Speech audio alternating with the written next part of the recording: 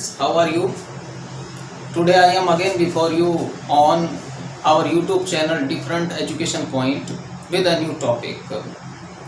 We have discussed already about John Donne's poem Go and Catch a Falling Star.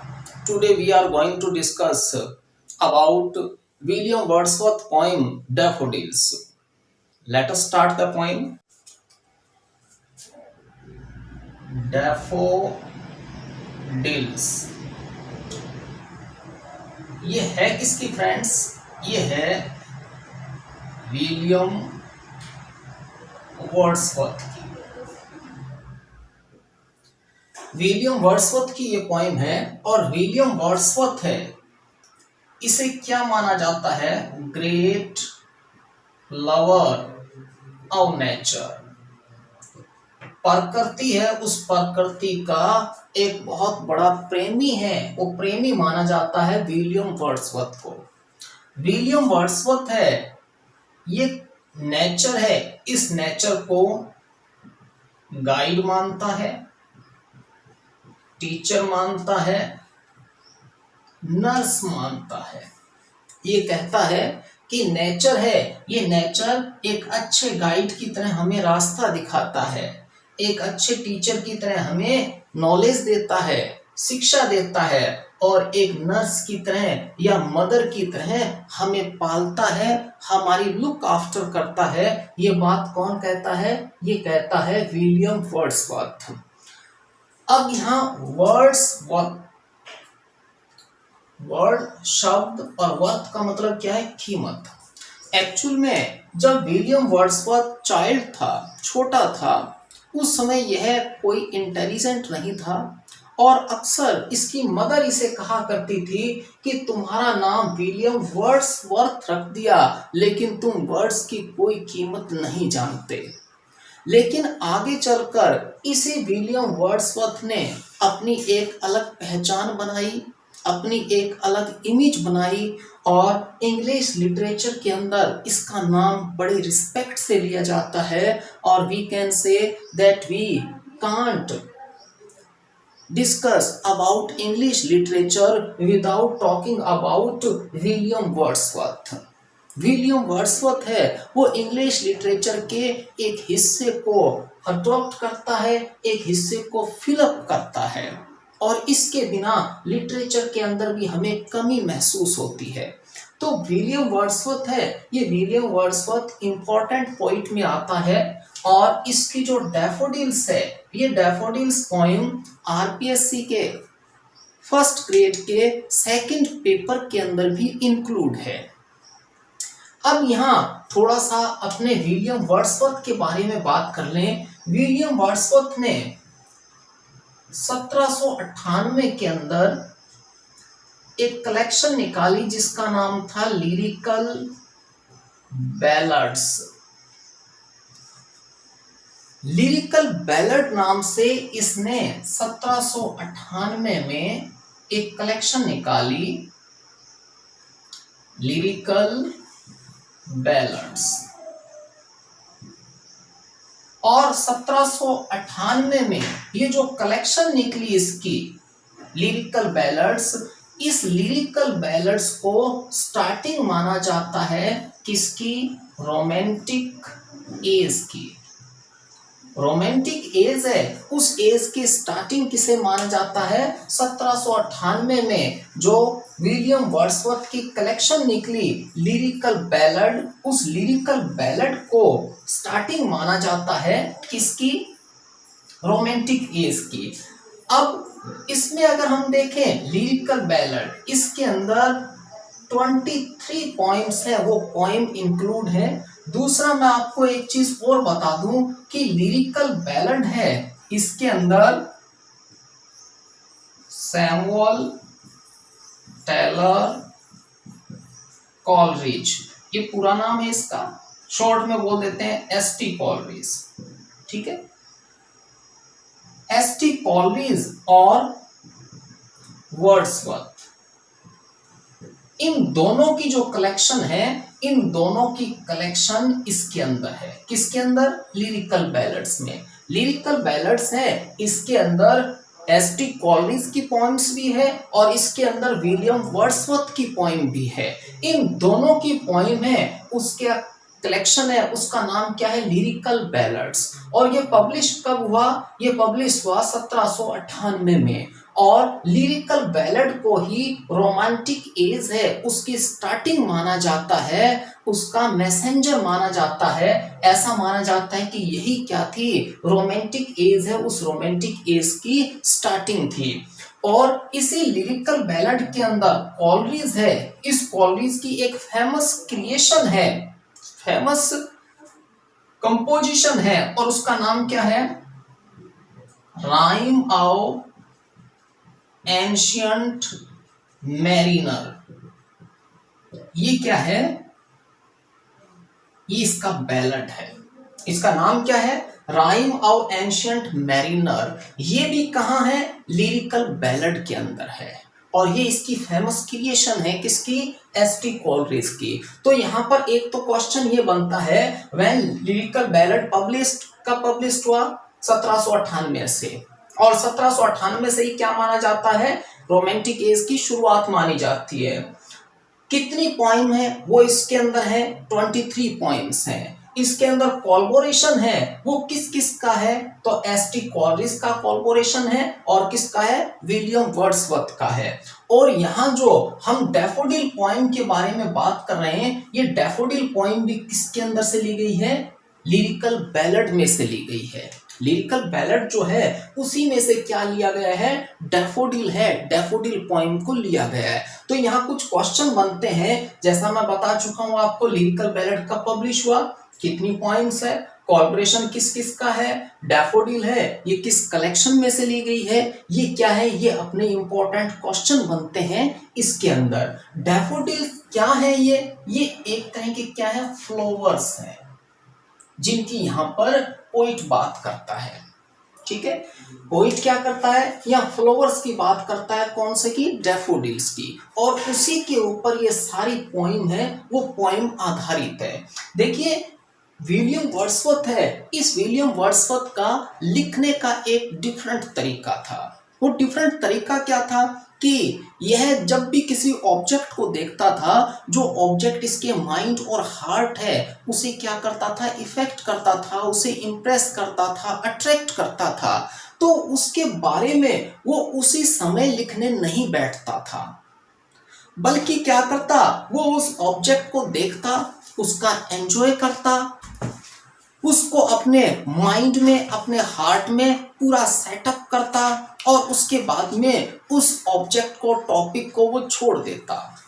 बहुत समय बाद में जब उसको टाइम मिलता, वो वापस उसे रिमाइंड करता ऑब्जेक्ट को, जब भी वो ट्रैंक्विलिटी में होता या अकेला होता, शांति वाले माहौल में होता, वो दोबारा उसको याद करता, फिर से वही पिक्चर वो क्रिएट करता जो पिक्चर उसने पहले देखी थी, और उसके ऊपर वो बाद में क्या करता था, पोएम लिखता था, अपनी कंपोजिशन किया करता था। ये क्या थी, ये विलियम वर्ड्सवर्थ की एक कैरेक्टरिस्टिक थी, एक विशेषता थी। तो इस मामले में विलियम वर्ड्सवर्थ है, ये विलियम वर्ड्सवर्थ क्या था, डिफरेंट था। अब यहाँ आपने एक जो वर्ड आया है रोमांटिक एज, तो यहां भी हम देख लें कि रोमांटिक वर्ड का यहाँ मतलब क्या है। देखिए रोमांटिक का यहाँ पर मतलब है कि जो पुराना ट्रेडिशनल जो ढर्रा चला आ रहा था, जिस तरीके से पोइट कंपोजिशन कर रहे थे, लिख रहे थे, उस चीजों को छोड़कर इन्होंने अलग तरह से, अलग वे में, अलग सब्जेक्ट मैटर पर लिखना स्टार्ट किया। उसी को क्या कहा गया, रोमांटिक कहा गया, क्योंकि इन्होंने डिफरेंट तरीके से, अपने अलग अंदाज से, अपने अलग तरीके से लिखना शुरू किया, तो इसलिए इसे क्या कहा गया, रोमांटिक कहा गया। तो विलियम वर्ड्सवर्थ है, इसका पूरा फोकस किसके ऊपर जाता है, नेचर के ऊपर जाता है, और the world is too much with us.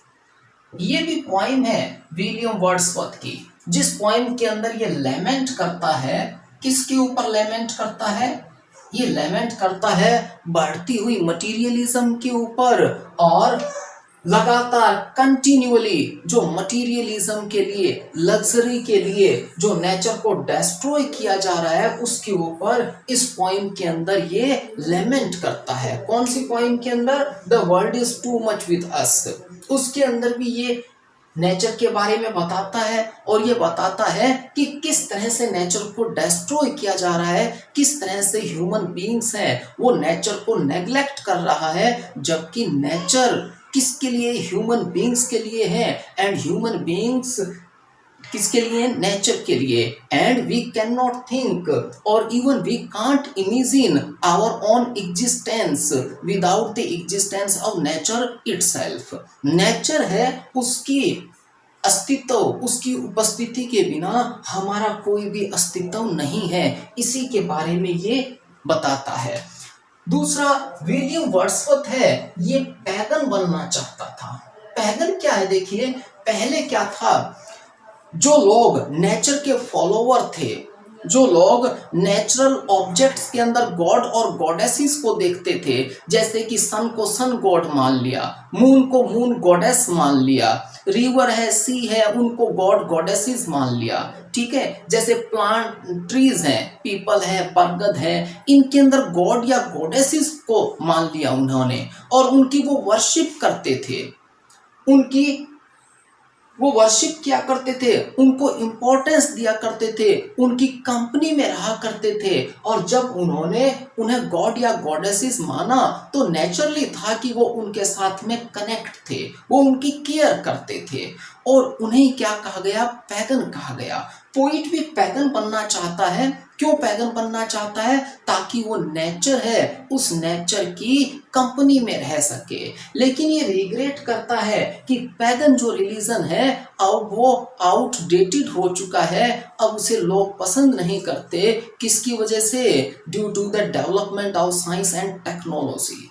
क्योंकि साइंस और टेक्नोलॉजी है, उसने जो पैगन धर्म था उसे गलत साबित कर दिया, और उसने बता दिया कि सन और मून है, they are only planets, there is no residence और एग्जिस्टेंस ऑफ गॉड और गॉडेसेस। ये उसने बता दिया। पेड़ पौधों के बारे में बता दिया कि इनमें कोई गॉड गॉडेसेस नहीं है। तो लोगों का जो फेथ था पैगन से, वो पैगन से फेथ उठ गया, और लोगों ने धीरे धीरे उस धर्म को डिस्कार्ड करना शुरू कर दिया।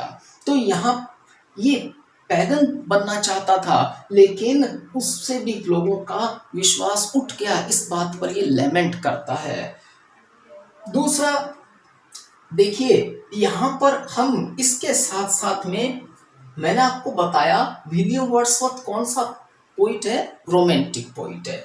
अब यहाँ पर हम थोड़ा सा डिस्कस कर लें किसके बारे में? दूसरे भी जो रोमांटिक पोइट है जिन्होंने नेचर के बारे में बात की, उनके अंदर अगर हम देखें तो देखिए, पहला हमने लिखा विलियम वर्ड्सवर्थ, ठीक है। दूसरा इसके साथ में लिखूंगा शैले। शैले क्या है? पीबी शैले, इसका पूरा नाम है पर्सी बर्सी शैले। फिर हम लिखते हैं कीट्स, और फिर हम लिखते हैं एसटी कॉलरीज, जिसके बारे में अभी हमने डिस्कस की थी। देखो, इन चारों ने नेचर का यूज किया, ठीक है। इन चारों ने किसका यूज किया? नेचर का यूज किया। और ये चारों ही क्या थे? रोमांटिक पोइट थे। चारों क्या थे? रोमांटिक पोइट थे। लेकिन इनके नेचर को यूज करने का जो तरीका था वो एक दूसरे से क्या था? बिल्कुल डिफरेंट था। कैसे डिफरेंट था? देखिए, विलियम वर्ड्सवर्थ है, इसने नेचर का यूज किया और नेचर को क्या माना? एक टीचर माना, गाइड माना और नर्स माना। इसका कहना था कि नेचर है वो टीचर की तरह है, गाइड की तरह है और नर्स की तरह है। किसके लिए? हमारे लिए। और विलियम वर्ड्सवर्थ है, इसे नेचर का लवर माना जाता है, ग्रेट नेचर लवर माना जाता है।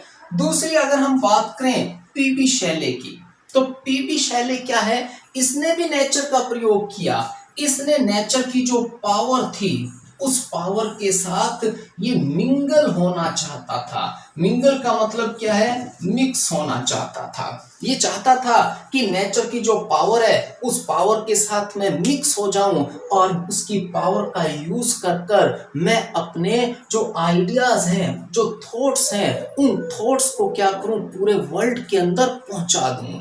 यही बात आपको इसकी देखने को मिलेगी ऑड टू ऑटम में, जिसके अंदर ये इस बारे में बात करता है। तो शैले है, उस शैले ने भी नेचर का यूज किया, विलियम वर्ड्सवर्थ है उसने भी नेचर का यूज किया, लेकिन दोनों के नेचर के यूज करने का तरीका क्या था? अलग अलग था। तीसरा कौन आता है? Keats, John Keats. नाम क्या है इसका पूरा? अगर देखो आप तो इसका पूरा नाम क्या है? John Keats. यहाँ आपको बता दूं कि पीबी शैले है ये बहुत छोटी उम्र के अंदर डेथ हो गई थी, और यहाँ जॉन कीट्स है इसकी भी काफी छोटी उम्र के अंदर डेथ हो गई थी। और John Keats he was suffering from tuberculosis, TB की बीमारी से क्या था? ये पीड़ित था। जॉन कीट्स है इसने जो सेंसुअल ब्यूटी है नेचर की, उस ब्यूटी का यूज किया। इसने कौन सी ब्यूटी का यूज किया? सेंसुअल जो ब्यूटी है नेचर की उसका यूज किया। और ये क्या चाहता था? ये नेचर की ब्यूटी के अंदर मिंगल होना चाहता था, और जो डेथ का पेन है, दर्द है, उस पेन और उस दर्द से क्या चाहता था? निकलना चाहता था बाहर, और नेचर के साथ मिलकर क्या चाहता था? ये इस पेन को छोड़ना चाहता था, और हमेशा के लिए क्या है? अपने इमेजिनरी वर्ल्ड के अंदर जाना चाहता था। इसका जो इमेजिनरी वर्ल्ड है उस वर्ल्ड के अंदर जाना चाहता था। कैसे? सेंसुअस ब्यूटी का, नेचर का एंजॉय करते हुए और अपने डेथ के पेन को डिक्रीज करते हुए। ये क्या चाहता था? इमेजिनरी वर्ल्ड है जो अपना पोइट्री का, उसके अंदर हमेशा के लिए खो जाना चाहता था। तो एक फिर हमारे रह गया एस.टी. कोलरिज। एस.टी. कोलरिज है इसने भी नेचर का यूज किया, और इसने नेचर का किस लिए यूज किया? सुपर नेचुरल जो इफेक्ट था अपनी पोइमों के अंदर, सुपर नेचुरल इफेक्ट है, उस इफेक्ट को इंक्रीज करने के लिए, या आप कह सकते हो हाईलाइट करने के लिए, इसने किसका यूज किया? नेचर का यूज किया। और एस.टी. कोलरिज है ये नेचर की माइन्यूट डिस्क्रिप्शन देता है, माइन्यूट डिटेल देता है। ऐसी डिटेल देता है, माइन्यूट डिटेल देता है। किसकी? नेचर की। किस लिए? सुपरनेचुरल इफेक्ट को हाईलाइट करने के लिए, उन्हें बढ़ाने के लिए। और जहां एस.टी. कोलरिज की बात आती है वहां पर एक फेमस लाइन आती है, और वो लाइन क्या है? देखिए, willing suspension of disbelief for a moment। ये लाइन एस.टी. कोलरिज से जुड़ी हुई है। मतलब क्या है इसका? विलिंग इच्छा से, जानबूझकर, सस्पेंशन रोक देना, डिसबिलीफ अविश्वास को, फॉर ए मोमेंट एक क्षण के लिए या एक पल के लिए। मतलब कि जब एस.टी. कोलरिज है वो जब सुपरनेचुरल इफेक्ट का यूज करता है, जब नेचर का यूज करता है, जब उसकी माइन्यूट डिटेल्स देता है, तब रीडर है, उस रीडर को पता है कि एस.टी. कोलरिज है वो झूठ बोल रहा है, लेकिन फिर भी वो रीडर क्या करता है? जानबूझकर उस अविश्वास को क्या कर देता है? रोक देता है। किसके लिए? कुछ मोमेंट के लिए। किस लिए? एंजॉय करने के लिए पोएम का। एस.टी. कोलरिज है वो ऐसा माहौल बना देता है कि रीडर को पता है वो झूठ बोल रहा है, लेकिन फिर भी वो जानबूझकर उस झूठ को कुछ समय के लिए रोकता है, और एस.टी. कोलरिज जो बता रहा है, कह रहा है, उस बात को सच मान लेता है। ये एस.टी. कोलरिज है, उस कोलरिज की क्या थी? विशेषता थी, उसकी खासियत थी। तो यहाँ पर अपने ने 4 पोइट के बारे में बात की। किस किस के बारे में? एस.टी. कॉलिंस के बारे में, जॉन कीट्स के बारे में, पी.बी. शेले के बारे में और वर्ड्सवर्थ के बारे में। और मैंने आपको बताया कि ये चारों रोमांटिक पोइट थे और इन चारों ने अपनी पोइट्री के अंदर नेचर का यूज किया, but the way in which they use nature was quite different from one another। एक दूसरे से इनका जो वे था नेचर को यूज करने का, वो बिल्कुल क्या था? अलग अलग था।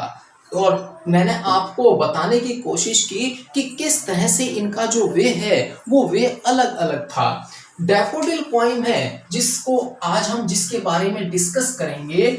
ये डैफोडिल पोइम के बारे में डिस्कस करते समय मैं आपको एक बात और बताना चाहूंगा कि विलियम वर्ड्सवर्थ है, इसकी सिस्टर है, इसकी सिस्टर का नाम है डॉर्थी।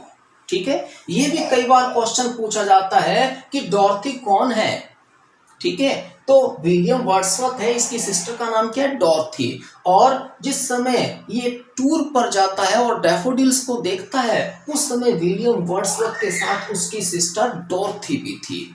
और यहाँ पर मैं आपको पहले ही बता चुका हूं कि लिरिकल बैलड है, ये 1798 में लिखा गया, पब्लिश किया गया। और ये कोलैबोरेशन था किस किस का? एस.टी. कॉलिंस का और विलियम वर्ड्सवर्थ का। और लिरिकल बैलड है, उस लिरिकल बैलड के अंदर ही एस.टी. कॉलिंस की फेमस क्रिएशन है, बैलड है। कॉलिंस की एक फेमस क्रिएशन भी थी जिसका मैंने आपको पहले भी बताया था। और फेमस क्रिएशन क्या थी? बैलड था, राइम ऑफ एंशिएंट मैरिनर। ये क्या थी? ये इसकी फेमस क्रिएशन थी। तो इस वीडियो के अंदर हमने विलियम वर्ड्सवर्थ के बारे में बात की, रोमांटिक पोइट कहा जाता है उसके बारे में बात की, लिरिकल बैलड्स के बारे में बात की, एस.टी. कॉलिंस के बारे में बात की, और जो जॉन कीट्स है, पी.बी. शेले है और एस.टी. कॉलिंस है, डॉर्थी है, उनके बारे में अपने बात की। और डैफोडिल पोइम है, इस डैफोडिल पोइम के टेक्स्ट के बारे में हम बात अगले वीडियो में करेंगे। उस वीडियो के अंदर हम डैफोडिल पोइम के टेक्स्ट है, उस टेक्स्ट को अच्छी तरह से एक्सप्लेन करेंगे। Thanks a lot.